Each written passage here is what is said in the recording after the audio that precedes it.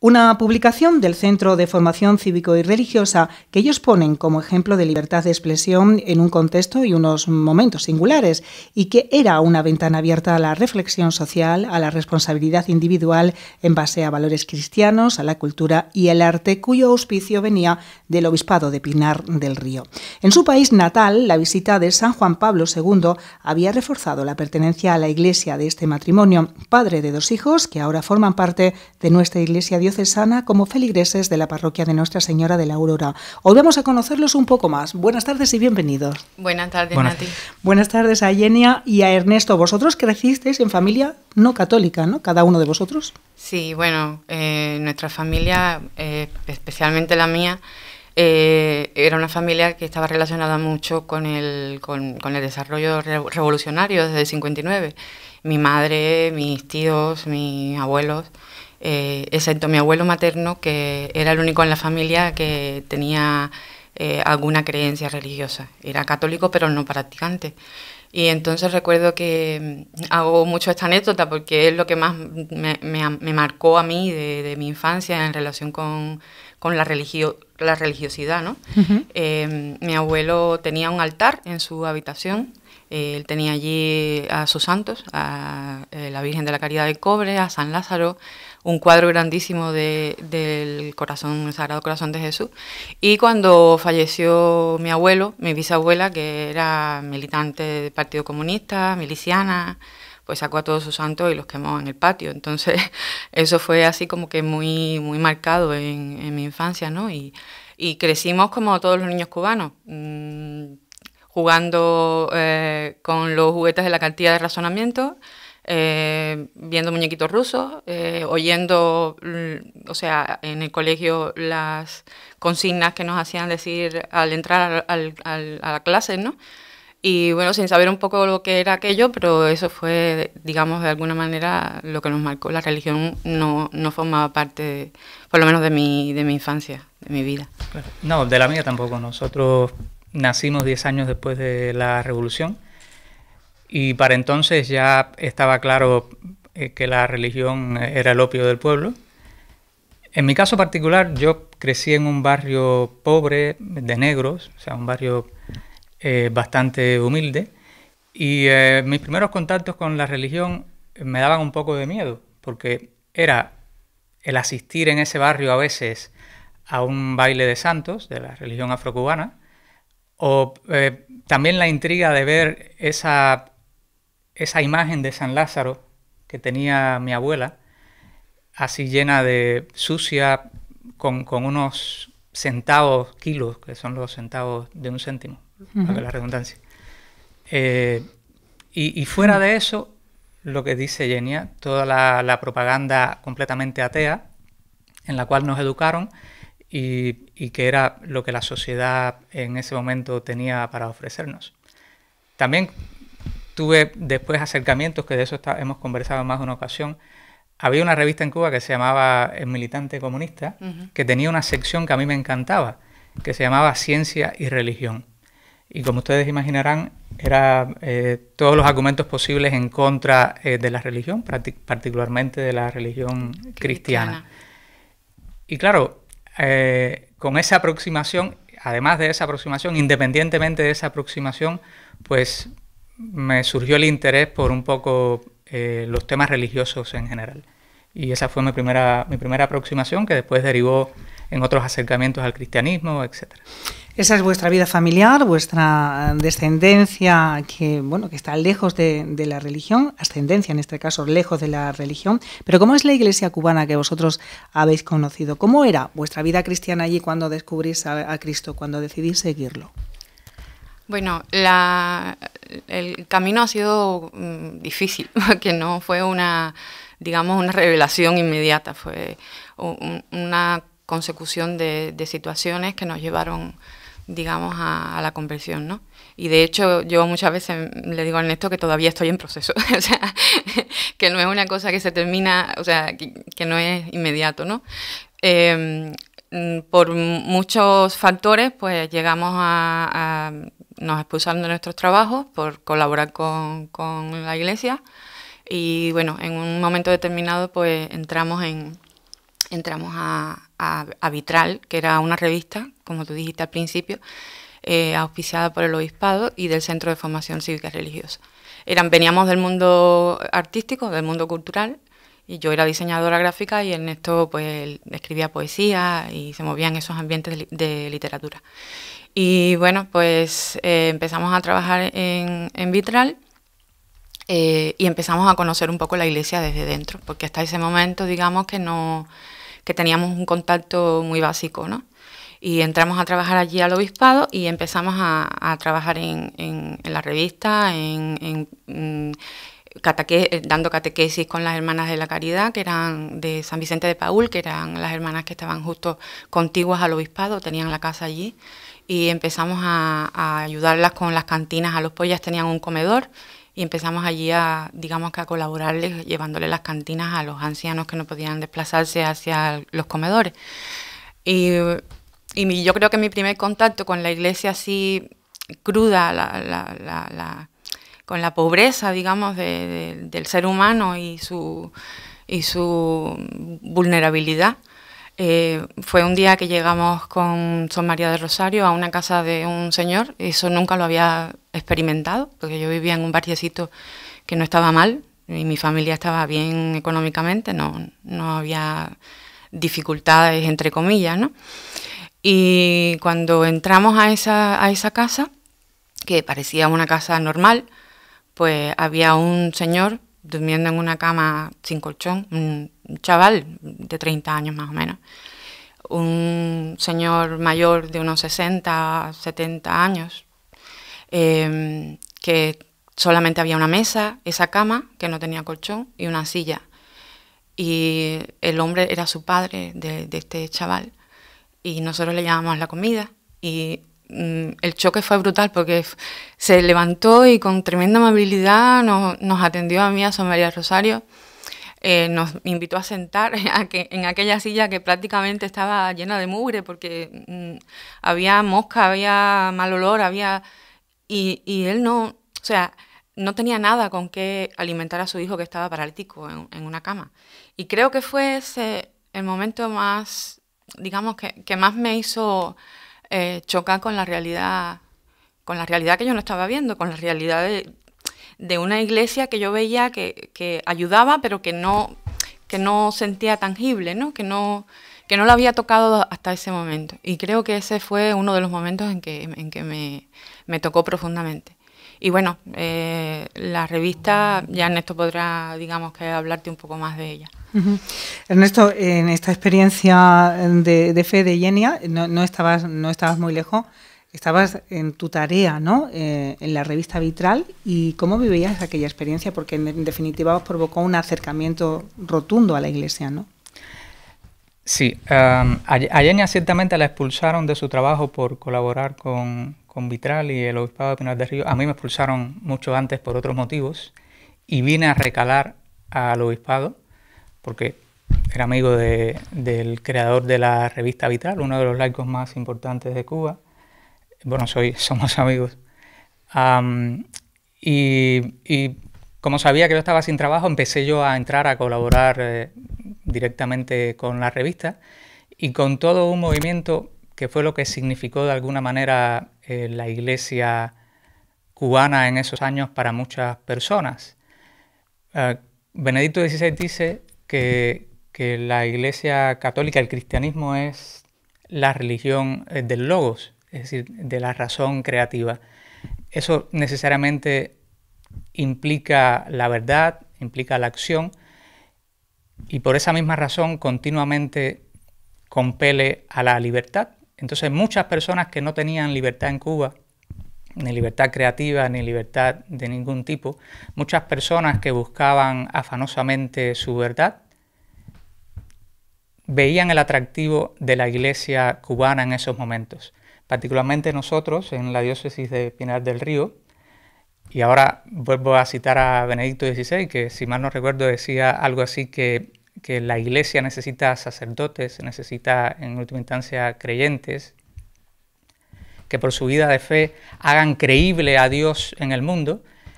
Y esas personas que nosotros conocimos, el mencionado Dagoberto, Monseñor Ciro, que ya está en la casa del padre, el padre Manolo, obispo de Pinar del Río, que íbamos muchos jóvenes a su parroquia por sus homilías encendidas, y cuando digo encendidas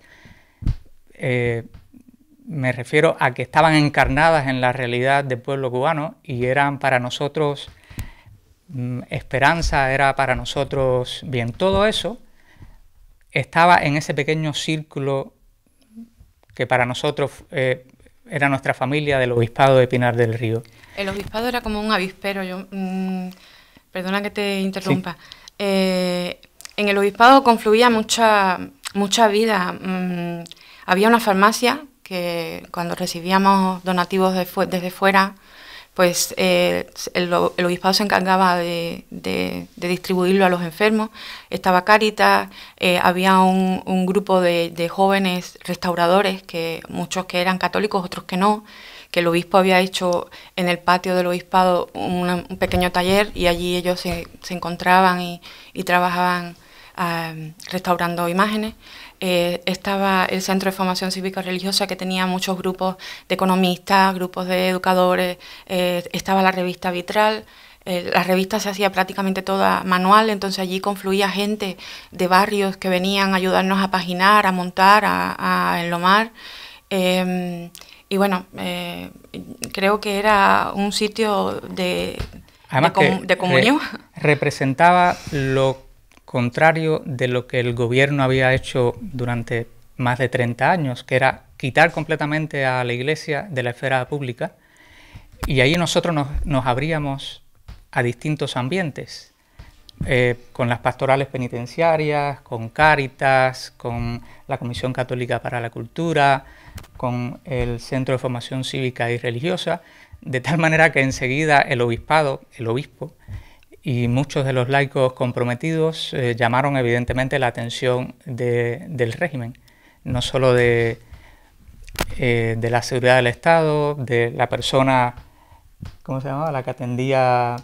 Yolanda, ¿no? No, bueno, en fin, de los distintos estratos que tiene el régimen para, entre comillas, atender a los religiosos. Y evidentemente tuvimos que ir contra toda esa marea, pero contando, yo creo que con el apoyo, la consideración de muchísima gente que se acercaba a esos ámbitos donde estábamos nosotros, que no eran necesariamente religiosos, no eran necesariamente católicos, pero que encontraban muchas de las cuestiones, no solo materiales, sino fundamentalmente espirituales, que en esos años difíciles de Cuba nos tenía a todos pues deseosos de algo más, deseosos de trascender, deseosos de expresarnos libremente. Y para nosotros fue una experiencia tremenda la de esos años. También la Iglesia Católica en esos años tenía, en el 86, a propósito de la pregunta que ha dado lugar a todas estas memorias, en el 86 se reunieron durante una semana obispos, religiosos, religiosas, laicos, para preguntarse precisamente cómo era la Iglesia, cómo se percibía la Iglesia, de qué manera la Iglesia podía ser. Evidentemente, se llamó el Encuentro Nacional Eclesial Cubano. Evidentemente no podría concluir de otra manera. La Iglesia cubana, como otras, como la Iglesia en general, tiene que ser misionera y encarnada, lo cual para la Iglesia cubana de esos años era fácil porque estaba sufriendo las mismas penalidades del pueblo. Durante más de 30 años, como dije, fuera de los espacios públicos, nuestra familia, como Yenia comentaba, tenían escondidas sus imágenes, y a partir de esos años yo creo que fue floreciendo un poco la misión de la Iglesia y el sentimiento de la Iglesia, y sobre todo la función de la Iglesia en la sociedad cubana. Y la visita de San Juan Pablo II cambió, transformó, fue un punto de inflexión en vuestra vida cristiana. ¿Cómo lo vivisteis? Bueno, yo creo que Juan Pablo II vino para revolucionarlo todo. Fue un punto de partida para que mucha gente que hasta ese momento, digamos que había escondió su fe, la expresara libremente. Yo siempre, siempre hago un poco el símil de que Juan Pablo II vino a abrir la grieta en el muro y inevitablemente esa grieta dejaba pasar la luz. Y lo digo porque yo recuerdo 3 puntos básicos así muy vívidos de la visita de Juan Pablo II a Cuba. Fue la misa de la Plaza de la Revolución, porque fue increíble estar allí y ver aquel retrato tan inmenso que había del Sagrado Corazón de Jesús, con unas letras blancas que resplandecían, que decían yo creo, o sea, eso era imposible, ¿no? El otro punto fue oírlo, o sea, oír hablar de Dios en la televisión cubana, que hasta ese momento solamente se hablaba de consignas revolucionarias, de lo que vamos a hacer en esta revolución hasta la victoria siempre, y bueno, y una serie de cosas más, ¿no? Por ese mismo estilo. Nunca el pueblo cubano había visto en la televisión una misa, ni nadie hablando de Dios. Pero sobre todo, lo que retumba en mi conciencia, digamos, es en la plaza o sea, en la escalinata de la Universidad de La Habana. Yo tuve la fortuna de estar en el encuentro con el Papa dentro del aula magna, y yo recuerdo que yo estaba dentro, fuera había una cantidad de jóvenes, sacerdotes, laicos, que estaban fuera, estaban dentro de ese grupo, ¿no? Fuera. Tuvieron que salir y cerrar las puertas porque se escuchaba perfectamente dentro que la gente gritaba: el Papa libre nos quiere a todos libres. Y aquello era como un regocijo interior, un movimiento ahí que te movía. Porque hablar de libertad, o sea, decirle a la gente, tú vales, tus ideas, tu pensamiento, vale, eres libre, eres una persona. Y yo creo que eso fue lo que marcó, digamos, no fue tanto lo que dijo, o sea, sino la persona que lo recibía y cómo lo recibía, ¿no? Porque para esas personas fue gente que había sufrido toda su vida persecución, digamos, apartándolos de sus trabajos, limitándolos en su vida diaria, señalándolos, muchas veces humillándolos. Pues en ese momento yo creo que sintieron una liberación, porque el Papa llegó a decir cosas que no podías decir aunque las pensaras, ¿no? Y se dijo abiertamente en un sitio tan emblemático como era la Plaza de la Revolución. Y luego que le abrió o sea, habló de la familia, habló de temas escabrosos como con los jóvenes, habló del mundo del dolor, habló del mundo de la cultura. Entonces, pues fue como una ventana por donde entró la luz, de pronto, así, ¡puf! Ernesto. Sí, yo tengo la misma experiencia. Nosotros sentimos al Espíritu Santo en esa Plaza de la Revolución, antigua Plaza Cívica José Martí, en esa homilía de Juan Pablo II. Es curioso porque, no sé si te pasa, a mí me cuesta decir, igual que me cuesta decir a lo mejor obispo al padre Manolo, sí. No sé por qué decimos Juan Pablo II, pero con la misma devoción. Sí, claro. Pues sí, el Espíritu sopla y quiere soplar en Cuba. Además fue una de las cosas que dijo allí, y nosotros sentimos el Espíritu Santo allí como católicos, y mucha gente sintió esa emoción, ese soplo, esa buena nueva, porque en los ambientes donde el régimen, la mítica entre comillas Plaza de la Revolución, soltaba sus discursos de odio, de ideología, venía el Papa a decir exactamente lo contrario, de amor, de diálogo, de concordia, de paz. Y entonces, claro, eso tiene un simbolismo tremendo. El régimen evidentemente tomó nota del asunto, al punto que después se hizo famosa la frase de alguien que dijo que había que empezar a despapizar Cuba, luego de la visita de Juan Pablo II. Asunto que les tomó casi una década. Bueno, antes de comenzar, Juan Pablo II había conseguido de Fidel Castro, cuando lo visitó en el 96, que se restaurara la Navidad en Cuba. Que durante 25 años... Había personas en Cuba, creyentes, que habían muerto esperando con ansiedad una Navidad, una Semana Santa, que la vivían de puertas para adentro, pero que evidentemente no es lo mismo vivirlas de puertas para adentro en tu casa que manifestar tu fe abiertamente. Claro.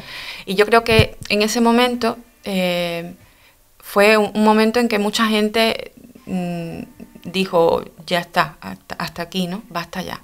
Y a partir de ahí pues se atrevieron a llevar su crucifijo, a hablar de su fe y a decir, yo soy católico y ya está. De eso queríamos hablar para terminar, porque encontráis una parroquia en Córdoba, que es Nuestra Señora de la Aurora. ¿Qué vida parroquial tenéis? Contadnos cómo estáis en esta comunidad cordobesa, pues formáis parte de nuestra iglesia diocesana. ¿Cómo estáis viviendo esta etapa de vuestra vida cristiana? Bueno, la iglesia es una parroquia de barrio, una parroquia pequeña.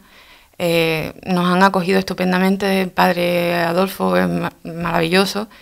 Hay un movimiento muy fuerte a través de la hermandad de Nuestra Señora de la O.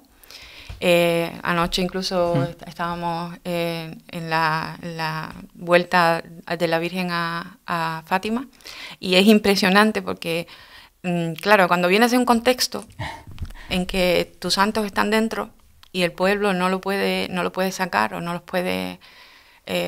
pasa con la Virgen de la Caridad de Cobre, pero en poquísimas y contadas ocasiones, ¿no? Y solamente en el santuario y en pocos sitios más, ¿no? Pero ver a la Virgen caminando las calles de tu barrio, o sea, la gente ahí, decíamos, era tarde, había frío y había muchísima gente, muchísimos jóvenes, gritándole bonita, gritándole guapa. Esa libertad de expresarte, de expresar tu fe y de manifestarla abiertamente, pues eso no lo habíamos vivido en Cuba. Entonces lo empezamos a descubrir aquí. Y claro, evidentemente cuando ves eso, te remites a tu madre que está allí, que está todavía sufriendo aquello, ¿no? Y eso me mueve a mí mucho. Y bueno, pues nos intentamos acoplar a las catequesis, bueno, a los grupos, poco a poco, porque cuando entras en una comunidad nueva, pues empiezas a conocer a gente nueva y bueno, al final estamos asistiendo a un grupo de comunión y liberación que hay, digamos que ciertos puntos de referencia con nuestro carisma, digamos, y bueno, ahí tanteando un poco la experiencia y bueno, poniendo a servicio de la parroquia los talentos que Dios nos dio, ¿no? En lo que el Padre nos solicita y tal. Y bueno, pues eso es básicamente, muy contentos de verdad de la parroquia de... Sí, Ernesto, para terminar. Sí, esa devoción también de la cual fuimos testigos anoche, pero no solamente anoche. Yo recuerdo que cuando salimos de Cuba, eso es el título de una canción, cuando en Holanda, obviamente ponía la televisión española que se veía allí y me maravillaba la variedad de expresiones de la fe católica, de procesiones, el colorido... Y decía, por ejemplo, el tema del Camino de Santiago. España no sabe la riqueza de fe que tiene. Bueno, sí la sabe. Nosotros desde fuera a mí me llamaba tanto la atención, me parecía tan precioso y tan enriquecedor espiritualmente, y decía, caramba, si un día pudiéramos verlo en España. Uh-huh. Porque en Cuba, claro, como dice Jenny, las procesiones no se permiten, hay que pedir permiso, partido, etcétera, etcétera. Uh-huh. Y por esa intención de que no se exprese públicamente la fe, pues a veces ese tipo de espectáculos, lo veamos en mejor sentido, porque son expresiones de una cultura y de una tradición, son imposibles y por eso son tan llamativos para nosotros y nos gusta tanto que mucha gente todavía muestre su devoción a ese tipo de expresiones populares, digamos. Y sí, y agradezco muchísimo, al igual que Yenia, la posibilidad que nos dan en la parroquia de que nos integremos a la vida comunitaria. Sobre todo yo, que soy un poco medio ermitaño, a diferencia de Yenia. Y sí, desde que estuvimos en Montalbán con los sacerdotes, desde que estamos aquí en Córdoba con los sacerdotes y otros miembros de la parroquia, no hemos sentido más que eso, más que cercanía, acogida, curiosidad por el asunto cubano, sí, ¿sabes? Pero sí, siempre dentro de esa comunión que tenemos como católicos y cristianos. Bien, pues ha sido un placer para nosotros poder pasar estos minutos de radio con Jenny y con Ernesto. No tenemos más que deciros que bienvenidos, que esta es vuestra casa y que nos veremos en más ocasiones. Gracias a ti. Gracias.